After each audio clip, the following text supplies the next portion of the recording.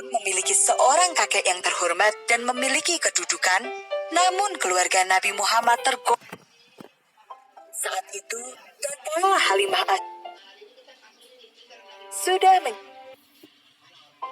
Saat itu, Nabi Muhammad. Pada saat Nabi lahir, ada banyak peristiwa besar yang terjadi. Di antaranya adalah 1. Jin tidak lagi bisa mengintip berita dari langit. 2. Istana Raja Kisra, penguasa Persia yang kejam, berguncang hebat dan sebagian bangunannya roboh. 3. Api abadi yang selalu disembah kaum Majusi padam seketika. 4. Danau sawah yang disucikan bangsa Persia tiba-tiba mengering.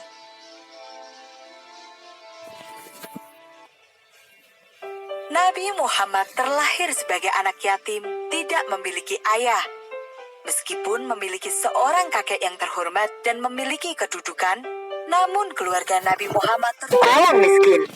Karena itulah, ketika tiba saatnya mencari ibu susu, tidak ada seorang pun yang mau menerima Nabi. Dia anak yatim, dan keluarganya pun tidak kaya, kata para wanita yang menyusui. Saat itu, datanglah Halimah Asyadiyah dari Habasyah. Dia berharap bisa menemukan bayi dari keluarga kaya yang bisa memberinya upah besar. Namun, Allah berkehendak lain. Halimah langsung jatuh hati begitu bertemu dengan Muhammad kecil dan berjanji akan menjaganya. Aku tidak akan pulang tanpa membawa anak asuh, kata Halimah kepada suaminya. Sudah menjadi tradisi bagi keluarga terhormat untuk menitipkan anak mereka kepada ibu susu. Selama 1-2 tahun, mereka akan tinggal di pedesaan untuk belajar bahasa Arab asli dan menghirup udara segar. Engkau adalah berkah bagi kami, kata Halimah. Sejak mengasuh Muhammad kecil, keluarga Halimah mendapatkan berkah yang melimpah. Kekeringan parah melanda Habasyah, membuat para ternak kurus kering. Namun, kambing milik Halimah bisa menghasilkan susu dengan baik. Bagaimana kamu melakukannya? Tanya para tetangga. Ini adalah berkah dari Allah, kata Halimah. Subhanallah, keluarga Halimah memeroleh segala kemudahan dari Allah Subhanahu wa Ta'ala sebagai imbalan atas kasih sayang mereka kepada Nabi Muhammad. Ketika usia Nabi 4 tahun, terjadi sebuah peristiwa besar yang disaksikan oleh para saudara penggembala kambingnya.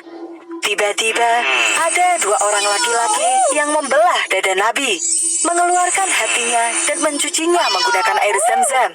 Itu adalah peristiwa pembelahan dada Nabi Muhammad oleh para malaikat utusan Allah. Tidak terasa, waktu telah berlalu. Tiba saatnya bagi Nabi untuk pulang dan tinggal bersama ibunya. Pada suatu hari, sang ibu mengajak Nabi pergi berziarah ke makam ayahnya. Mari kita pergi ke Madinah, kata ibu. Nabi Muhammad yang saat itu masih berusia 6 tahun harus menempuh perjalanan panjang dan berat. Dalam perjalanan itu, turut serta pembantu mereka yaitu Ummu Aiman. Selesai berziarah, Nabi berkeliling untuk mengunjungi paman-pamannya. Kemudian, mereka pun kembali pulang ke Mekah. Dalam perjalanan pulang, kondisi sang ibu terlihat lemah, hingga akhirnya dia pun wafat. Ummu Aiman memeluk Nabi sambil menangis. Ya Tuhanku, berikanlah ketabahan pada kami. Nabi Muhammad pun menjadi anak yatim piatu di usianya yang masih kecil. Kabar tentang wafatnya Aminah membuat keluarga besar bersedih. Bagaimana dengan Muhammad? Tanya mereka. Akulah yang akan merawatnya, kata Abdul Muthalib. Sang kakek mengasuh Nabi dengan baik dan penuh kasih sayang. Dia bangga akan cucunya yang begitu cerdas. Namun, 2 tahun kemudian sang kakek wafat, meninggalkan Nabi sendirian tanpa perlindungan di dunia ini. Setelah kematian kakeknya, Nabi tinggal bersama keluarga pamannya, Abu Thalib. Mereka bukanlah orang kaya, namun mereka ikhlas merawat Nabi tanpa pamrih.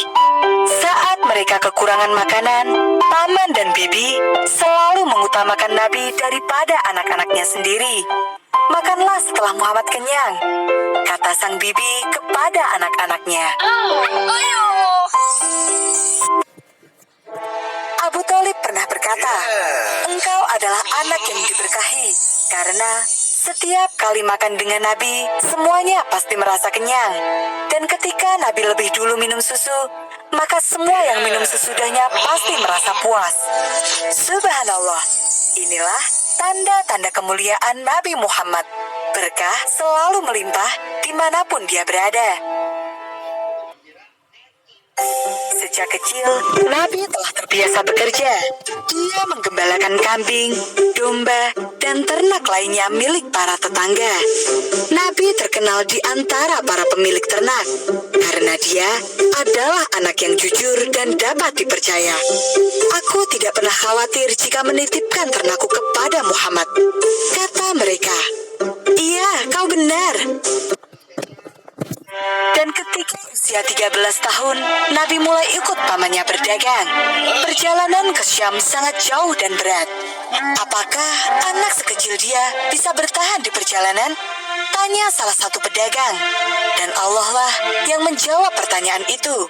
Kemanapun Nabi berjalan, selalu ada awan yang memayunginya. Gurun pasir yang begitu panas menjadi teduh bagi Nabi Muhammad.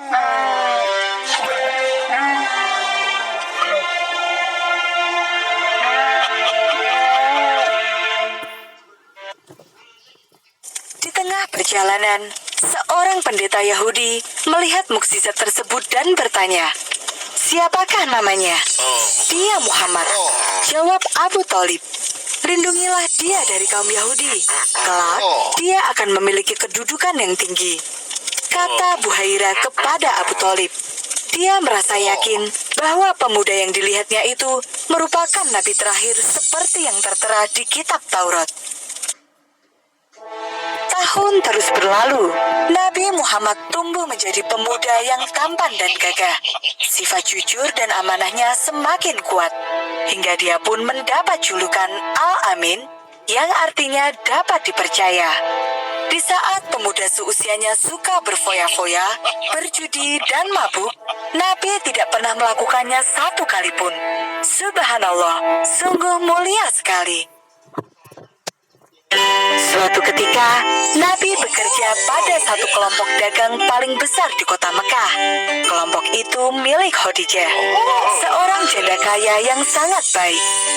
Setiap kali Nabi pergi berdagang, dia selalu memperoleh hasil yang memuaskan. Kepandaian Nabi dalam berdagang ini pun menarik perhatian Khadijah. Hingga akhirnya, Khadijah melamar Nabi Muhammad. Khadijah adalah wanita mulia yang berasal dari keluarga kaya dan terpandang. Dia mendapat julukan At-Thariyah yang memiliki arti suci. Banyak saudagar kaya yang ingin menjadikannya istri. Namun, Khadijah memilih Nabi Muhammad, pemuda miskin dan tidak memiliki kedudukan. Bagi Khadijah, akhlak mulia Nabi lebih istimewa daripada harta dan kekuasaan lainnya. Pernikahan antara Khadijah dan Nabi Muhammad pun berlangsung. Ketika menikah, Nabi berusia 25 tahun dan Khadijah berusia 40 tahun. Kelak, Khadijahlah yang akan mendukung semua upaya Nabi Muhammad dalam menyebarkan agama Islam. Dia adalah istri yang istimewa. Dia rela menggunakan seluruh hartanya untuk menegakkan agama Allah. Subhanallah. Alhamdulillah.